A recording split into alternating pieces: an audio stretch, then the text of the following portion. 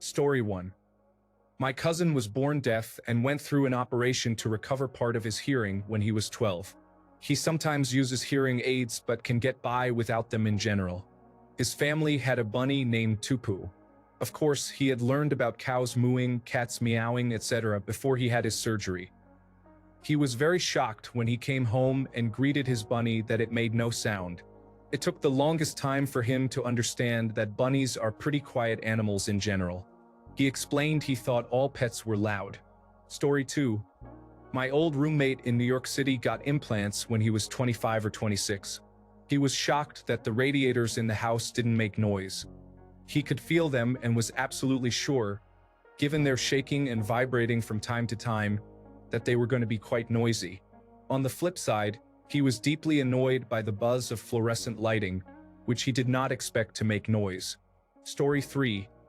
I had a childhood friend who gained hearing, and she didn't realize you could control the volume of your voice.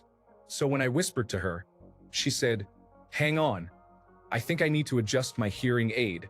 At first, I just thought, oh, it must not be working, until I realized what was going on. She whispered to me for about 2 weeks straight just to practice. Yes, she also practiced shouting, but we did that in secluded woodlands. Story 4. Well, after the cochlear implant, I started hearing a lot of things that I never knew existed. But here are a few things I thought would make a noise. But no, I expected the light bulbs to hiss or make a flickering sound when you turn them on. I was so disappointed.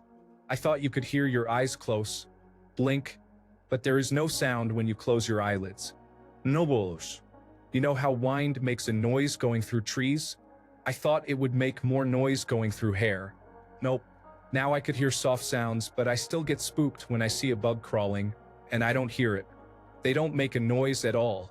Pooping does not make a sound, only the splash into the toilet. I thought the body makes a noise to push it out. I was disappointed. Story 5. Got waterproof hearing aids. Taking a shower scared the everlasting Christ out of me. Edit. I have a cochlear implant on one side and a hearing aid on the other. I don't use waterproof unless I go swimming. One time after swimming, I decided to keep them on when I was showering, and I got shivers down my spine. Story 6. Seems like everyone is answering the reverse. My friend got his hearing at age 6. He swears to this day that he thought flowers would make some sort of noise, and that's what attracted bees. Story 7. I was not born deaf but became deaf due to illness, probably around the age of 4 months. I got my hearing back around 8 years old through surgery. I used to think traffic lights made noise. Street signs too, like when a stop sign has a blinking light for added visibility. I think that is actually where I got the idea in my head. They are trying to get your attention, right? So, of course, they must put sirens in all the traffic lights. My mom says I used to hold my ears when we would drive through an intersection, though I do not remember that part. Story 8. My daughter suffered from recurring ear infections that went on for over a year before I could get the doctors to push for tubes in her ears. I felt that she was either unable to hear or that it was very muffled. The doctor who placed the tubes confirmed my suspicions by stating that she most likely heard noise as though she was underwater. I cannot attest to what exactly she expected to make noise, but I still tear up when I think about her face as she re-explored the entire house with renewed fascination. I can, however, give my subjective opinion based on her facial expressions. The thing that stands out the most is the refrigerator. She was in awe of the humming noise it makes, a noise that we often tune out because we are so accustomed to it. As she focused on that appliance for a bit, she made her way around to everything else that was large and stood in front of it, as if she was expecting everything to have its own secret noise. I can't say for sure, but the amount of time that she stayed with her face pressed up against the inactive washing machine and dryer leads me to believe with almost certainty that she was expecting those to hum and were as well. At her age, you wouldn't expect her to make a correlation between similarly sized appliances, but I'll be damned if it didn't appear that way. Story 9. I had a friend who was born deaf but got hearing aids. She always thought people yawning was people randomly screaming, so it always confused her why people would be screaming in the library, movies, at church, in public, etc. She never asked why people were screaming because she thought it was normal. After she got the hearing aid, She thought she would be hearing people scream when they yawned. Story 10. A former coworker went to the Rochester Institute of Technology, where they have a school for the deaf. In the summer, hearing all the deaf students loudly having sex with the windows open because they didn't realize how loud they were was one of the funniest things about going there, according to him. Story 11. Candles or fire? I regained my hearing at the age of 2, so I was absolutely heartbroken when I discovered that birthday candles did not make any sounds while burning. Also, I expected flashing lights to make some sort of noise. Not really sure what I expected exactly, but maybe like a siren or a loud bang. Story 12.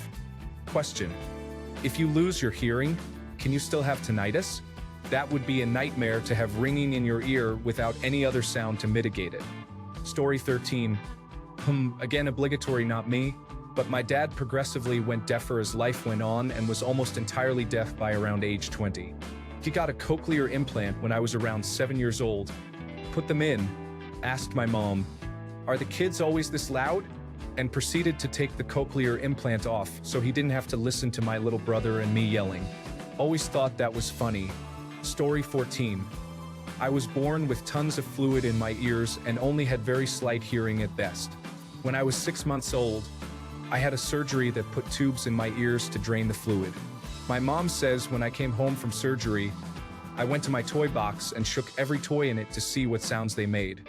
Honestly, it wasn't that serious, but it did lead to some auditory processing issues, and I had to see a speech therapist until I was 7. Crazy what a difference 6 months of hearing makes that early on. Story 15.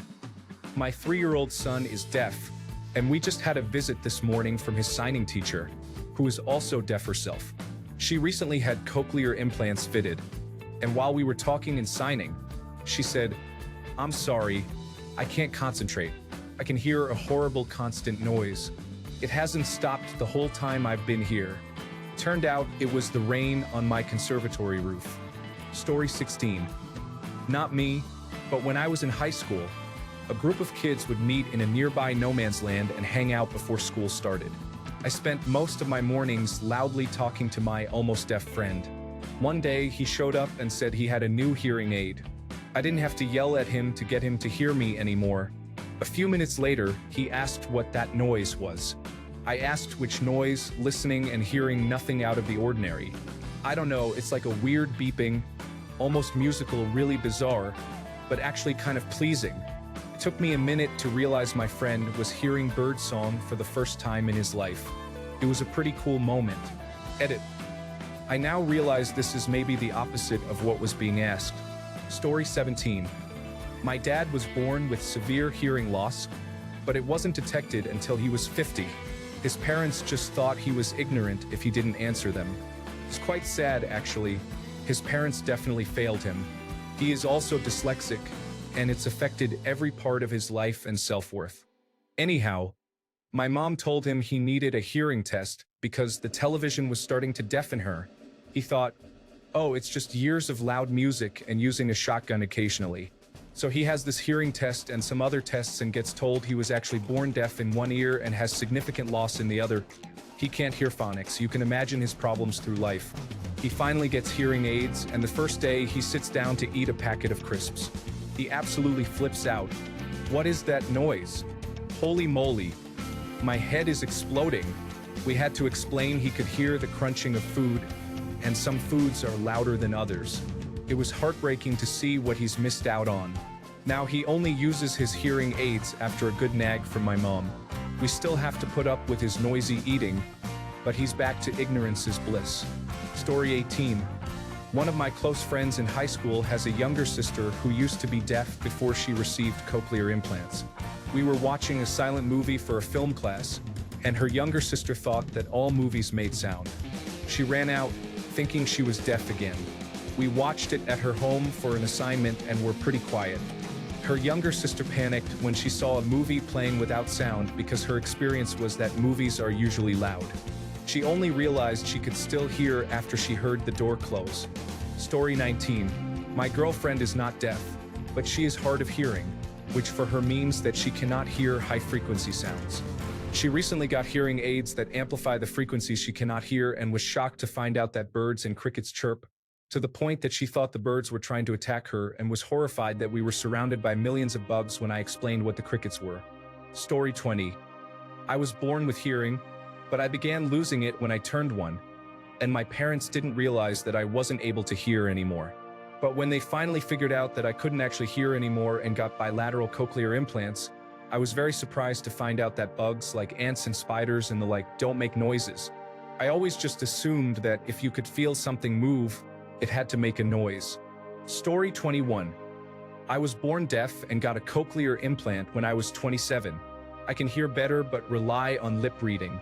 I had no idea that going to the bathroom makes so much noise and that people could hear all kinds of embarrassing noises. Explains many weird looks I got before. Story 22.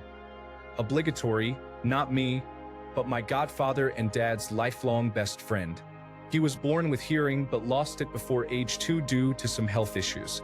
He went through his entire childhood deaf and finally got a hearing aid in his 20s. At the time, he and his wife were living in the downtown area of a large city. Apparently, he had it for about 2 weeks before he threw it out, saying everything was too loud and he hated the noise and sound, that things were more peaceful without it. 15 years later, he moved out into the country on a few hundred acres of woods. Still, he refused to wear a hearing aid and kept refusing for the next 10 years. Finally, his wife convinced him to give it a try, and his mind was blown. He couldn't believe how quiet everything was and how much he enjoyed hearing. He finally explained that he thought the noise of the traffic downtown was the wind and that it sounded like that everywhere, all the time. So, for over 25 years, he thought wind sounded like the hundreds of cars driving by. Story 23. I swear I read somewhere that most people expect the sun to make noise, but for the life of me, I can't seem to remember where. Edit. To all the guys questioning my memory, rightfully so, I saw it on 9gag, and yes, I honestly didn't remember where. Story 24.